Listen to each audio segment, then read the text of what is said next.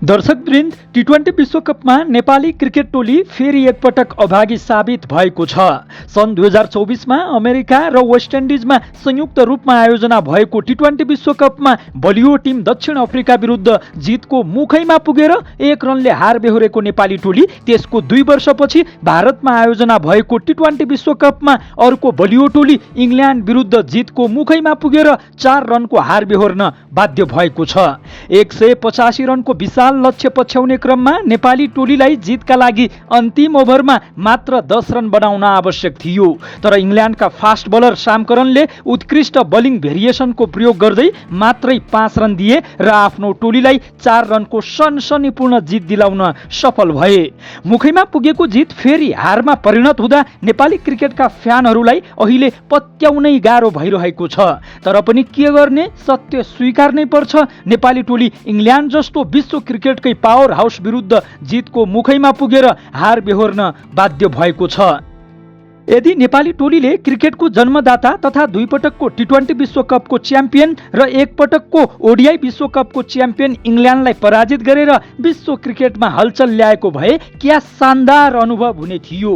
19 ओभरसम्म नेपाल जितको मुखैमा थियो, तर सामकरनले सटिक लाइन र लेन्थमा बलिङ गर्दै जित नेपालको मुखबाट खोसेर आफ्नो पक्षमा पार्न सफल भए। ठुलो म्याचमा नेपाली टोलीले फिनिस गर्न नसक्ने रोग फेरि दोहोरिएको छ। खैर जे होस्, नेपाली टोलीले हार्न त हारेको छ, तर नेपाली क्रिकेट समर्थकहरूको मात्रै होइन, विश्व क्रिकेटका दिग्गजहरूको भने मन जितेको छ। यति बेला विश्व क्रिकेटमा इङ्ल्यान्डको जितको चर्चा भन्दा बढी नेपालको हारको चर्चा भइरहेको छ। हिन्दी सिनेमामा हारेर पनि जित्नेलाई बाजीगर भनिन्छ भने जस्तै नेपाली टोली खेल हार्दै मन जितेर साँच्चीकै बाजीगर बनेको छ। इङ्ल्यान्डले सपनामा पनि सोचेको थिएन होला नेपाली टोलीले यस्तो शानदार क्रिकेट खेल्छ भनेर। मैदानमा झण्डै हारको मुखमा पुग्दा इङ्ल्यान्डका खेलाडीहरू असिना पसिना भइसकेका थिए। नेपाली ब्याट्सम्यानहरूले चौका र छक्काको बर्सात लगाउँदा कप्तान हेरी ब्रुक, जोश बटलर र जोफ्रा आर्चर जस्ता विश्वस्तरीय खेलाडीहरूको अनुहार हेर्न लायक थियो। नेपाली टोलीले आजसम्म कुनै पनि टेस्ट नेसन विरुद्ध यति राम्रो ब्याटिङ प्रदर्शन गर्न सकेको थिएन।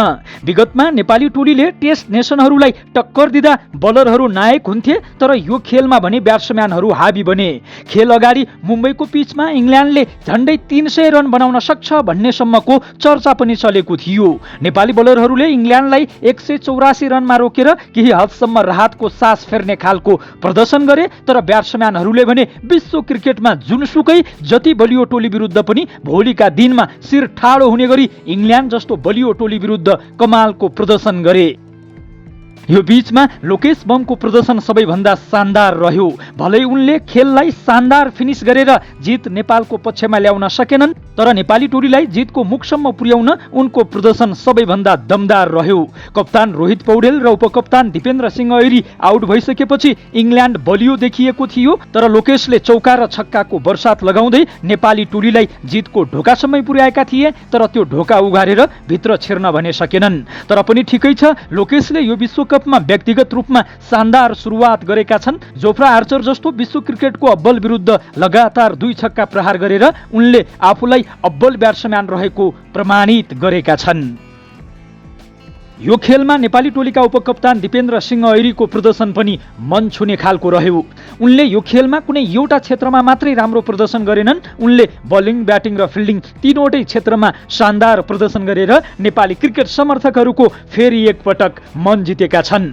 यो खेलमा दिपेन्द्रले 4थो नम्बरमा ब्याटिङ गर्ने अवसर पाएका थिए। यो अवसरको उनले भरपूर सदुपयोग पनि गरे। 4थो नम्बरमा ब्याटिङ गरेर 29 बलको सामना गरेका दिपेन्द्रले 44 रन बनाए। त्यसक्रममा उनले 6 वटा चौका र 1 छक्का प्रहार गरे। उनले 151 को स्ट्राइक रेटमा ब्याटिङ गरेका हुन्। सरसर्ती हेर्दा दिपेन्द्रले यो खेलमा मनछुने प्रदर्शन गरेका छन्। नेपाली क्रिकेट समर्थकहरूको अगाडि फेरि एकपटक उनी हिरो बनेका छन्। यो विश्वकपका आगामी खेलहरूमा दिपेन्द्रले योभन्दा पनि राम्रो प्रदर्शन गर्नेछन् भन्ने अपेक्षामा नेपाली क्रिकेट समर्थकहरू पुगेका छन्। यदि यो खेलमा नेपाली टोलीले जितेको भए दिपेन्द्र म्यान अफ द म्याचका सबैभन्दा बलियो दावेदार हुने थिए। उनले बलिङमा पनि राम्रो प्रदर्शन गरेका थिए र ब्याटिङ ब्याटिङमा पनि राम्रो प्रदर्शन गरेका थिए, फिल्डिङमा पनि उनले राम्रो प्रदर्शन गरेका थिए। दिपेन्द्र फर्ममा रहेका छन्। उनले यो खेलमा शानदार प्रदर्शन गरेर आफू फर्ममा रहेको सङ्केत गरेका छन्। उनको यो फर्म नेपाली क्रिकेट टोलीका लागि अत्यन्तै सकारात्मक छ, अत्यन्तै शुभ सङ्केतका रूपमा रहेको छ।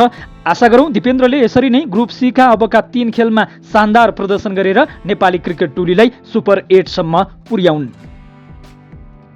यो खेलमा कप्तान रोहित पौडेलको प्रदर्शन पनि राम्रो रह्यो। भले उनले 114 को स्ट्राइक रेटमा मात्र ब्याटिङ गरे, तर पनि ठिकै छ, उनको ब्याटबाट रन आएको छ। उपकप्तान दिपेन्द्र सिंह ऐरीसँग मिलेर उनले राम्रो साझेदारी गरेका छन्। अझ राम्रो स्ट्राइक रेटमा ब्याटिङ गर्न सक्नुपर्दथ्यो, किनकि नेपाली टोली 185 रनको विशाल लक्ष्य चेज गर्दै थियो। तर पनि ठिकै छ, उनको प्रदर्शन सन्तोषजनक मान्न सकिन्छ। आगामी खेलहरूमा भने सन्तोषजनक प्रदर्शनले मात्रै काम चल्ने छैन, उनले अझ बढीभन्दा बढी रन बनाउनु पर्नेछ।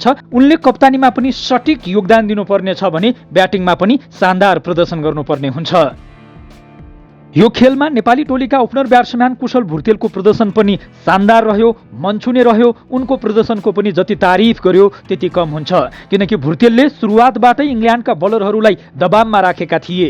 जसरी उनले पावर प्लेको दोस्रो ओभरमा जोफ्रा आर्चरको एकै ओभरमा 4 वटा चौका प्रहार गरेर दबाव बनाएका थिए, यहाँबाट नै नेपाली टोलीले राम्रो प्रदर्शन गर्न सुरु गरेको थियो। भलै उनी विल ज्याक्सको एउटा कमजोर बलमा आउट भए। यदि भुर्तेल विल ज्याक्सको सामान्य बलमा आउट नभएको भए नेपाली टोलीले यसरी 4 रनको दुःखद हार बेहोर्न सक्ने अवस्था आउने थिएन होला। तर पनि ठिकै छ, भुर्तेलले राम्रो इन्टेन्टका साथ ब्याटिङ गरे। उनले राम्रो सुरुवात दिलाए, जसका कारण नेपाली टोली यो खेलमा इङ्ल्यान्डलाई कडा टक्कर दिन सफल भयो।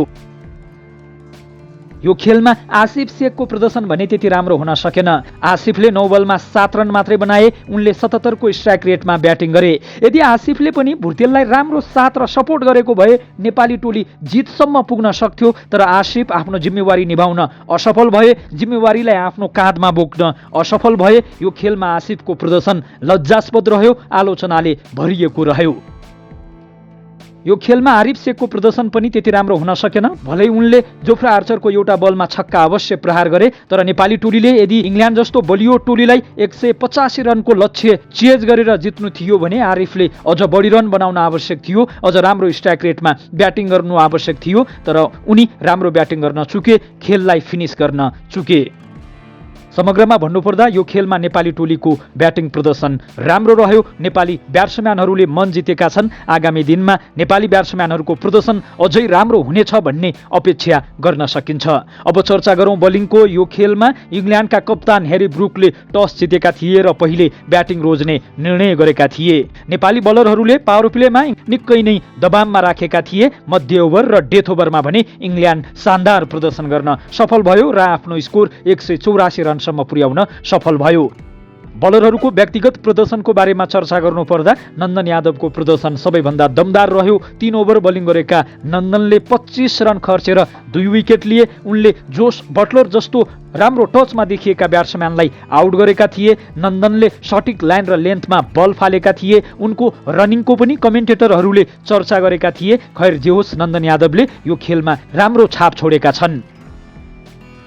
जसरी फास्ट बलरको रूपमा नन्दन यादवले दमदार प्रदर्शन गरे, त्यसरी नै दिपेन्द्र सिंह ऐरीले स्पिनर बलरको रूपमा त्योभन्दा झन राम्रो प्रदर्शन गरे। उनले 3 ओभर बलिङ गरे, त्यसक्रममा 23 रन खर्चेर 2 विकेट लिए। उनको इकोनोमी रेट 7.66 को रह्यो। दिपेन्द्रले उत्कृष्ट टचमा देखिएका जेकब बेथललाई आउट गरेका थिए। त्यसैगरी उनले साम करनलाई पनि आउट गरेका थिए। दिपेन्द्रले उत्कृष्ट बलिङको नमुना प्रस्तुत गरेका थिए। पहिलो ओभरमा 11 रन खर्चेर पनि त्यसपछिका 2 ओभरमा उनले उत्कृष्ट कमब्याक गरे। यो खेलमा सन्दीप लामेछानेको प्रदर्शन पनि दमदार रह्यो। 4 ओभर बलिङ गरेका सन्दीपले 25 रन खर्चिएर 1 विकेट लिए। उनी नेपाली टोलीका लागि सबैभन्दा कम इकोनोमी रेटमा बलिङ गर्ने बलर बने। सन्दीप अहिले उत्कृष्ट फर्ममा रहेका छन्। सन्दीपले हरेक खेलमा विकेट चटकाइरहेका छन्। सन्दीप जस्तो खेलाडी, सन्दीप जस्तो बलर नेपाली टोलीको स्क्वाडमा हुनु पक्कै पनि नेपाली क्रिकेटका लागि गर्व गर्न लायक कुरा हो। नेपाली टोलीका लागि शेर मल्लको प्रदर्शन न त्यति राम्रो न त्यति नराम्रो ठिकठाकको रह्यो। तर व्यक्तिगत रूपमा शेर मल्लका लागि भने यो खेलको प्रदर्शन अत्यन्तै दमदार रह्यो। उनी अन्तर्राष्ट्रिय क्रिकेटमा डेब्यू खेलको पहिलो बलमै विकेट लिने भाग्यशाली खेलाडी बनेका छन्। शेरले पहिलो बलमै विकेट चटकाएर इङ्ल्यान्डलाई ब्याकफुटमा धकेलेका थिए, तर उनले रन गतिमा भने अङ्कुश लगाउन सकेनन्। रन दिने मामिलामा भने उनी अत्यन्तै उदार देखिए। करण केसीको प्रदर्शन सबैभन्दा नराम्रो रह्यो। 3 ओभर बोलिङ गरेका करणले 35 रन खर्चिए। यदि उनले अन्तिम ओभरमा 20 भन्दा बढी रन नदिएको भए नेपाली टोली जित्न पनि सक्थ्यो। जसरी इङ्ल्यान्डका फास्ट बलर श्याम करनले अन्तिम ओभरमा 9 रनलाई डिफेन्ड गरेर आफ्नो टोलीलाई जित दिलाए, त्यसरी नै करण केसीले अन्तिम ओभरमा नेपाली टोलीका लागि शानदार बोलिङ गर्न सक्नु पर्दथ्यो, तर उनले 21 रन दिए, जहाँबाट इङ्ल्यान्डले मोमेन्टम प्राप्त गरेको थियो। दुवै टोलीको इनिङको अन्तिम ओभरमा श्याम करन इङ्ल्यान्डका लागि हिरो बन्दा करण केसी भने नेपालका लागि राम्रो प्रदर्शन गर्न सकेनन्।